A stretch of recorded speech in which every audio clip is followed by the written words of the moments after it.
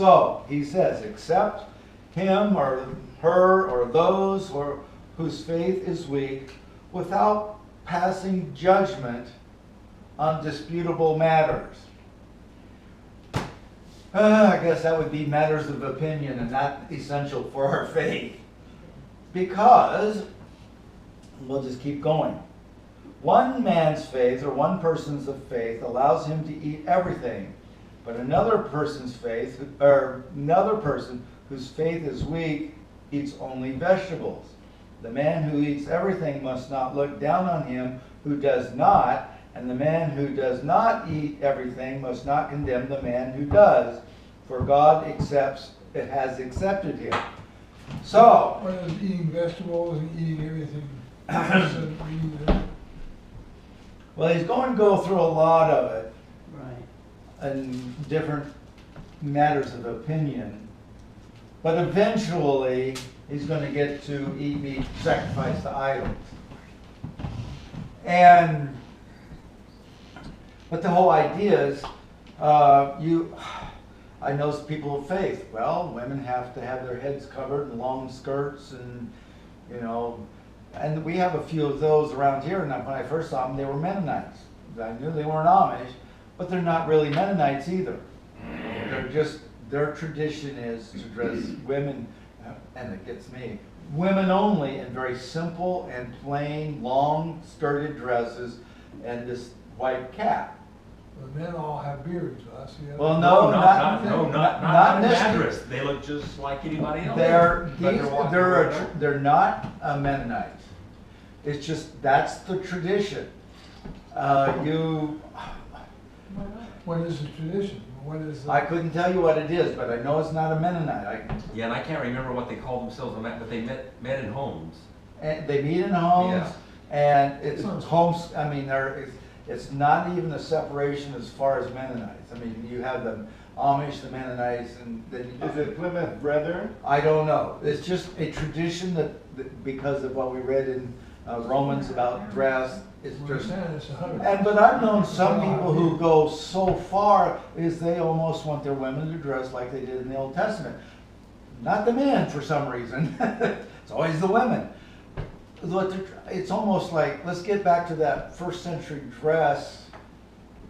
But then if somebody wears something else, because their faith says, I don't have to dress like that, there's probably not an agreement there. But Paul says one or the other is not to look down on the other person. Because God has really accepted in both. And so, I guess, is what I have told Catholic people and people about the Catholic. God says that they can't do that, to do all that. But he's never said they had to do it. And there's a difference there. He said, God doesn't say that they can't do it. So if it has meaning for them, and it makes sense to them, let them do it. That's a tradition. So don't point your fingers at them just because they do something that you don't do. For them, that in their faith, that's very important and meaningful for them. Don't diss on it. Because in the same way, they're not to diss on you because you don't think it's important and you don't participate in it and you go about it a different way. Well, it's meaningful enough that they would risk going in public in that dress. So they really owned that garb. And so it's like eating, certain traditions, they can't drink coffee or caffeine. Or alcohol. Now, you come into more, we're talking about vegetarian and not vegetarian, and that's really not a big issue in the church. People eat their own diets however they want. But the point is, as long as you're not imposing that on the other person by your principles of faith, because your faith is different. And again, eventually in Romans, he'll talk about eating meat that has been sacrificed to idols. the odds are on, if you went to somebody's home and you were eating meat, it's going to have been sacrificed to an idol. You might not know which idol. Unless you kill it yourself. And that's right, unless it's, you grew it and you slaughtered it. Because, that was a kind of a rude awakening for me to learn, and I couldn't even tell you when I learned it, it's probably in college, that when they sacrificed the animal, they only sacrificed a very small part of it. And they didn't throw the rest away. The priests got their portions, and usually by the pagan temples, right next door was the meat market. So any meat you bought out of that market had been sacrificed in some fashion, manner, way to that pagan god. Well, part of that animal was, not that specific meat. Yeah, but the whole idea is when you offered your animal up, you were offering your whole animal, although they only used part of it. And so that became an issue for them. And we remember in Acts at the Jerusalem conference, don't eat meat that's been sacrificed to an idol. And you don't eat meat that has been strangled, that hasn't been bled out properly. And there might have been part of that in these pagan temples. They probably didn't do the sacrifice exactly the way the Jewish people did, and which meant they were completely bled out. And so this became a big issue, because one man's faith says, it's just meat, and those pagan gods are nothing. They're just a figment of somebody's imagination. They're not real. They have no power. They are nothing. So the meat I eat has no effect on me, and its meaning behind it has no effect on me. Whereas some people who would see that meat, who believed, but coming probably out of that pagan culture and probably out of that worship of that pagan deity, would see that and it would have meaning and connection for them. Even though they might think that it's just pagan and unreal, but because of the past experience with it or some connection with it, it does still carry emotional baggage.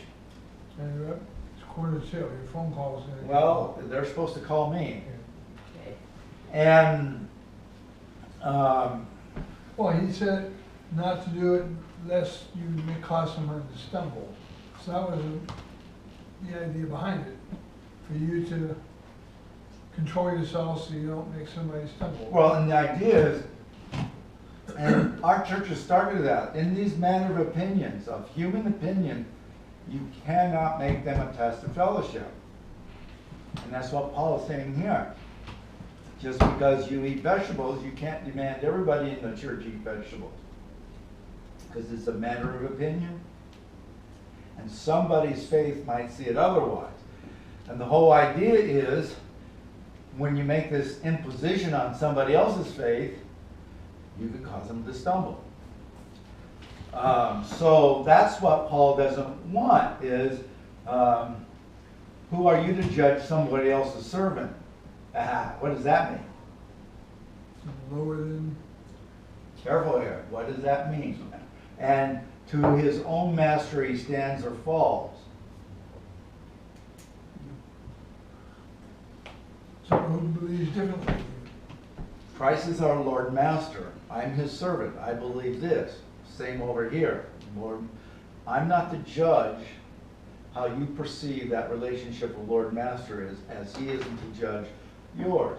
Because God might have directed you to a different understanding and a different direction and a different expression. And you've got to be, I've got to stand in judgment of my own relationship.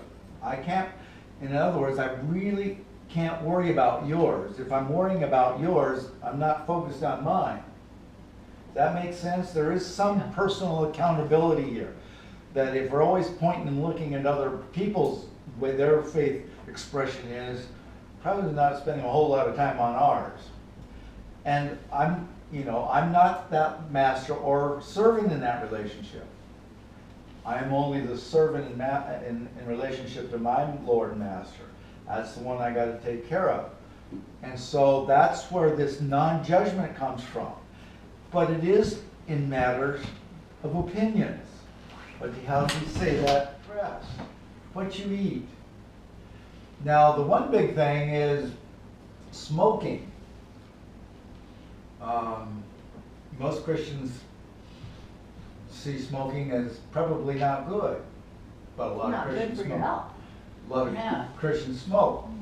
And when I went back to Tennessee, a lot of people back there in the church brewed tobacco. They always got they had their allotment of tobacco acreage. And that's how a lot of those people survived, is on that tobacco. And their stance was, I grow it, not responsible for what happens after it's harvested. Why would you be against smoking? Because your body is a temple. I mean, you have all this causality stuff, but there is no thus saith the Lord about smoking. Then you take it to another thing, what about drinking? Here in America, I mean, that is absolute no-no in the church. But that's our culture. Well, drunkenness, not just. Well, drinking. no, it's drinking. And I was just talking to my friends, they grew up in a family that you didn't even consider taking a drink. That's kind of the way my family was. And I've only been drunk once, and that was my cure too. Whiskey will never touch my lips. Got sick afterwards. You don't know how bad that was. Well, I know. I got out of the service, went Did to it my first myself. high school football game, and almost had to leave because when they started unscrewing the thermos bottles, I was ready to puke. That's been years afterwards, so and I'm almost still that way. But there are some people, if you're drinking, you're going to hell. But where in the Bible is there a prohibition against drinking? Well, you made wine for the wedding. Well, it just says in the qualifications of elders and deacons not to be drunkards or with much wine. And if you go to Europe, they're just shaking their heads at Americans. Well, Christ, Well, also it says, for the elders to drink wine for the stomach.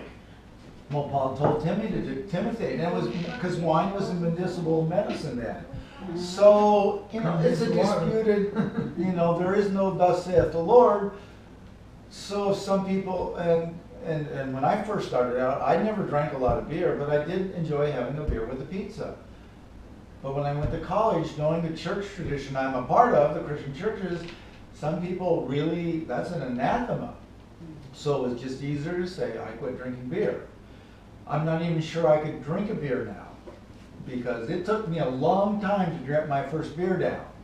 When I was working in the woods Friday night after work, all the sides would buy a short case and go down to the little Union Hall shack and have a fire in the barrel and have beer. Well, after about the third time, they quit handing me a beer.